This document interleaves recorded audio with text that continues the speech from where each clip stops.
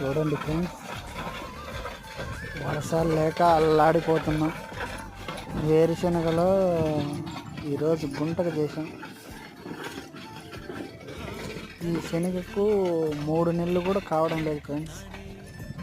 మొత్తం అన్ని చెట్లన్నీ చనిపోయినాయి. వర్షాలే లేదు.